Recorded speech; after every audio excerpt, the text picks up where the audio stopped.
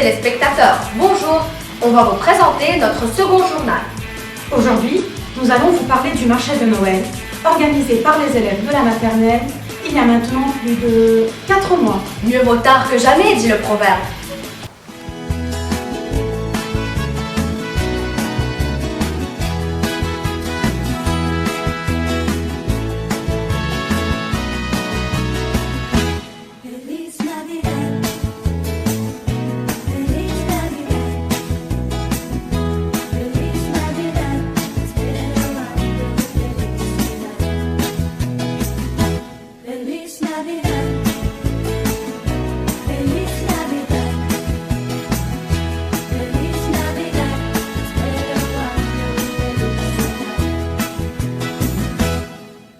Les tout-petits de la maternelle ont partagé avec leurs parents des instants magiques au marché de Noël. Les enfants avaient préparé des délicieuses friandises, des gâteaux et des boissons chaudes pour les vendre pendant le mythique marché de Noël. Avec l'argent gagné, les classes de maternelle vont organiser de nouvelles activités ludiques.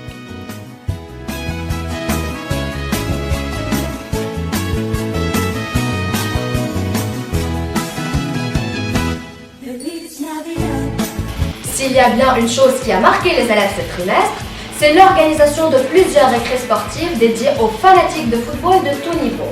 C'était aussi pour nous l'occasion d'assister à des matchs et de les immortaliser en vidéo.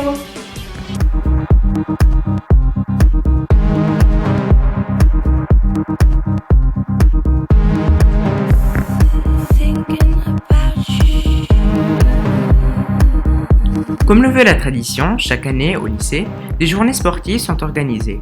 Journées où tous les lycéens amateurs de football participent à des matchs dans le but de faire triompher leur classe. C'est avec beaucoup d'émotion et de plaisir que les élèves et les professeurs ont assisté au jeu. Après une finale bien méritée, les terminales ont fini par remporter la première place.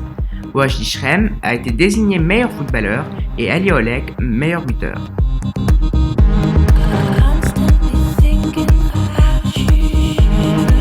Après les lycéens, ce fut le tour, au mois de mars, des collégiens amateurs de football.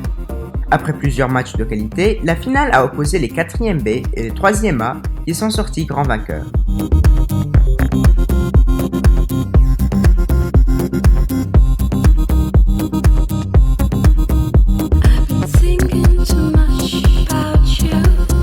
La rentrée au collège est très importante pour les petits CM2. Nouvelles matières, nouveaux bâtiments, nouveaux règlements. Dans ce contexte, les grands des primaires ont rendu visite aux collégiens et en ont profité pour se familiariser avec les travaux expérimentaux au laboratoire.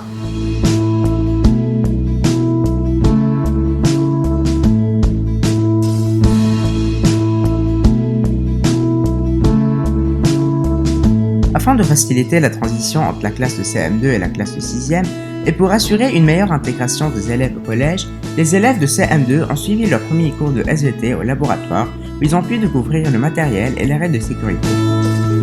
Ces séances ont été assurées par les enseignantes de SVT au second degré, Madame Solange Kamal et Madame Rita Tanous.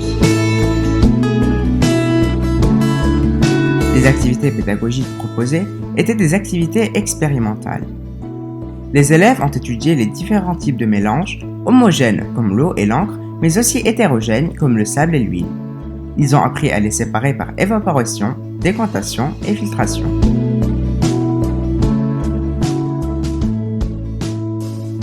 Une seconde intervention est prévue en fin d'année.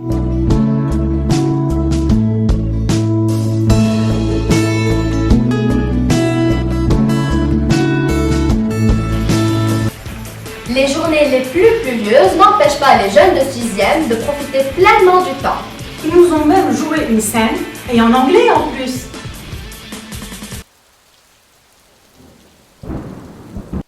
This is not fun at all. I'm not enjoying myself. You're not the only one. Hang on, I've got a call. Oh, hi, Dad. Yeah, fine, thanks. Sorry?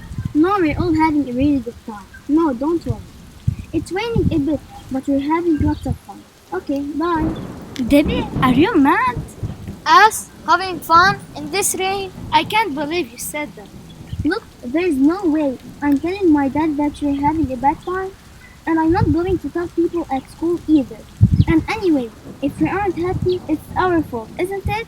Let's play a game then. Or sing a song. Or we could have a swimming competition. Ah, Joel. See? Now we really are having a good time. Durant ce trimestre, nous célébrons aussi la langue française et la francophonie. Avec les karaokés impressionnants pendant les récréations et le spectacle, la langue française a bien été fêtée.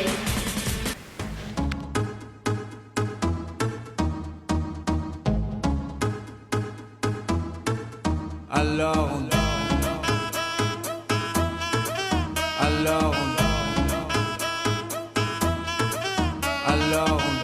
qui dit études dit travail, qui dit taf te dit les thunes, qui dit argent dit dépenses. Dis-moi où est ton papa, sans même devoir lui parler, il sait ce qui ne va pas. Ah sacré papa, dis-moi où es-tu caché, ça doit faire au moins 1000 fois que j'ai compté mes doigts. Hey. Où t'es papa, où t'es, où t'es? Sur ma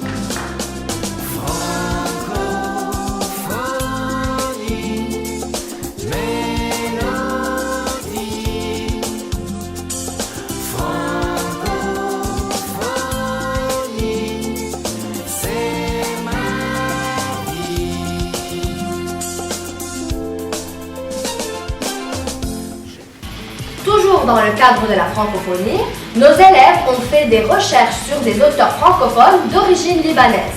Allons à la découverte de ces auteurs. Il était une fois une princesse belle, belle comme toutes les princesses.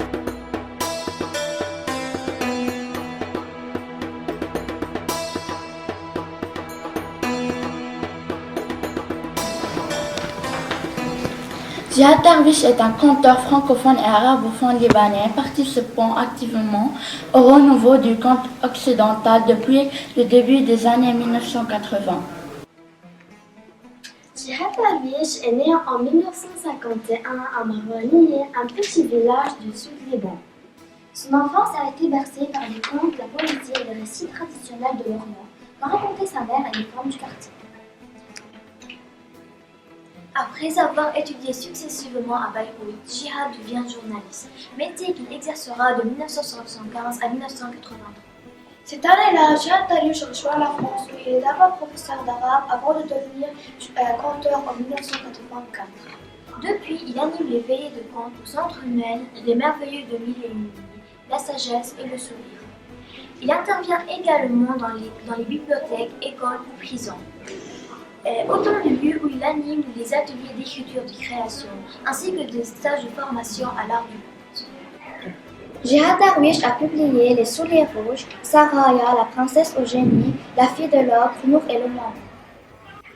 Jihad Darwish a écrit de nombreux contes, Sagesse et malice de Nasruddin, le fou qui était sage, Les petits malices de Nasruddin, les contes des Méditerranéens.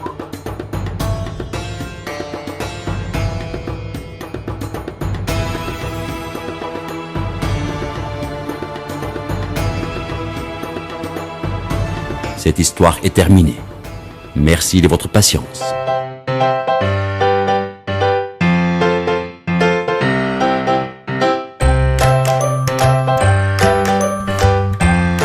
Bédéiste francophone distinguée, Zena Abirached, née à Beyrouth en 1981, est actuellement une figure emblématique de l'amitié culturelle franco-libanaise. Dans ses livres, Elle évoque souvent des scènes de son enfance et de son adolescence à Beyrouth, dans un Liban en guerre où elle a poursuivi malgré tout ses études de graphisme jusqu'à son départ pour Paris en 2006.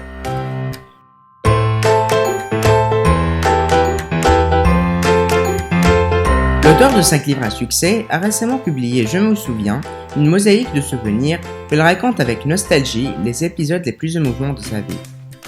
Bien que le thème de la guerre est très récurrent, Zena ne parle jamais de politique. Elle préfère aborder le sujet d'un angle plus social et plus familial.